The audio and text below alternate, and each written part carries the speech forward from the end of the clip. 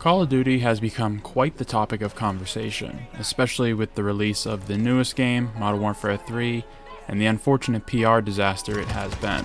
A game from a different studio that normally works on this series, and only having a year and a half for a game doesn't bode well for the game's life. Granted, even though everyone is ragging on it, it'll still end up probably doing decent. But the main problem a lot of people, myself included, have with the game is that these games are all becoming homogenized under one umbrella, a metaphorical tumor being Warzone. These games are all being made around Warzone instead of the other way around.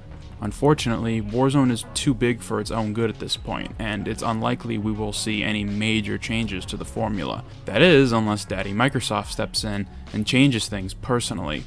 Unlikely, but only time will tell. In the meantime, let's talk about why Call of Duty is suffering so much post the 2019 do-over of the Modern Warfare universe. So if you like these videos that are different and not about Tarkov, be sure to subscribe for more in the future. At their core, COD's gameplay is paramount to their success. If we look at the greats of the series, OG COD 4 and Modern Warfare 2, Black Ops 1 and 2, these games were arcade shooters at their core. Games that rewarded you instantly, had very flashy and enticing moments through gameplay, visuals, and sound, and had a smooth and interesting progression system. Comparing that to specifically 2022 and now 2023, both games suffer from a lack of a cohesive and understandable progression system. 2022 Modern Warfare 2 tried to do something different by forcing you to use weapons to unlock other weapons and attachments, and while I do commend them for trying something completely different, it ultimately ended up not working and being more annoying than anything. If you want this specific red dot, you need to use this gun. In order to get this gun, you need to hit level 32 on your account and then use that unlocked weapon until it hits level 16. While I understand it now, at the time when the game came out, it was very confusing and it felt, I guess the right word would just be gross. Locking weapons behind weapons is one thing. It's something else to unlock very specific attachments behind late game weapons. And now with 2023, items in the game are even locked behind daily and weekly objectives, and some of these can't even be done until you get the right weapons and/or equipment. I know why this is the case. It's to keep you playing. Grind, grind, grind. We want you on the game as long as humanly possible, not only just to boost player retention, but the longer you're in the game, the more likely you are to spend money in the shop on skins, which again just feels gross. Ever since Cold War and the mixed reception of that game, there must have been an internal meeting where every game going forward was going to be made on the IW9 engine, which is what 2019 Remake was made on. Treyarch and Sledgehammer had their own engines that were different, which is why Cold War feels so alien compared to 2019, and Vanguard feels like 2019 with a World War II skin thrown on top of it. That's when the switch was made. And what this has done is largely make all the games using the IW9 engine feel so similar. And I know we've said that for literal decades about how Call of Duty games feel the same, but no, these literally feel the same, because they're all using the same engine and mechanics with different coats of paint on them. This decision only further unifies the games and eternally links them together, regardless of what time period they might be trying to portray. With Modern Warfare 3 being a direct sequel, this game feels like a slightly faster NW 2, with some more weapons, original Modern Warfare 2 maps, which we will talk about in the future, and slightly different mechanics. They all feel the same despite there being efforts to try to make them play different from one another.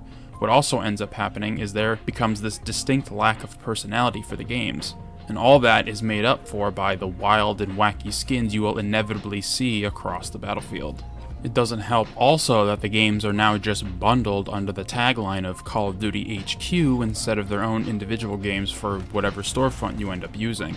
And as new games get released over time with them all under the same roof, it gives them opportunities to shut down servers for older games that are no longer necessary in their eyes, even though there might be people that still want to play the older games.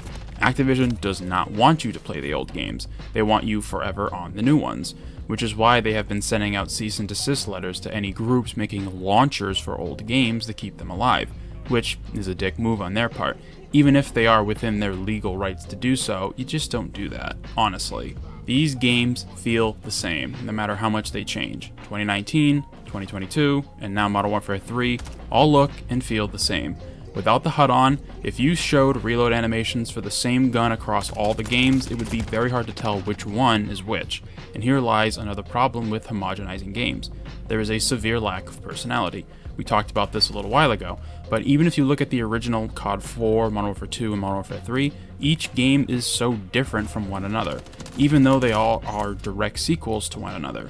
New guns, characters, maps, mechanics, perks, camos, the entire gambit. Each game is uniquely its own. The goal was to iterate and one-up the previous title, and now it doesn't even feel like the goal is to make it better, but to just make more. Now, to be fair, I haven't talked about Modern Warfare 3's gameplay directly, but to be honest, after watching a decent number of hours of gameplay through streams, it looks interesting.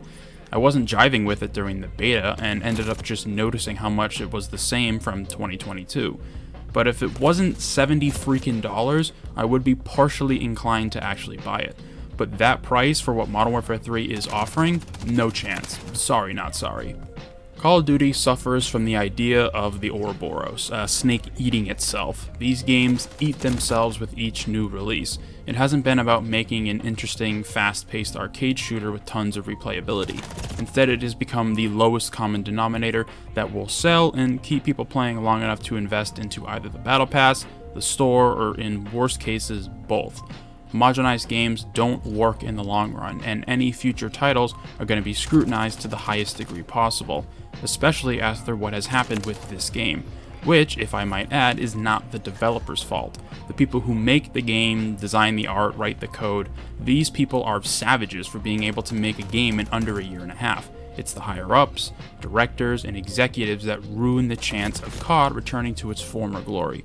Hopefully there will be some internal changes coming to the studios as a whole to really rethink how they approach this series and what they can do to win people over and bring back Call of Duty to the wonderful shooter game it once was. Thank you for taking the time out of your day to watch this video. Let me know your thoughts down below in the comments about the current state of Call of Duty, and be sure to subscribe for more videos about shitty companies ruining good game series. Hope to see you in future ones.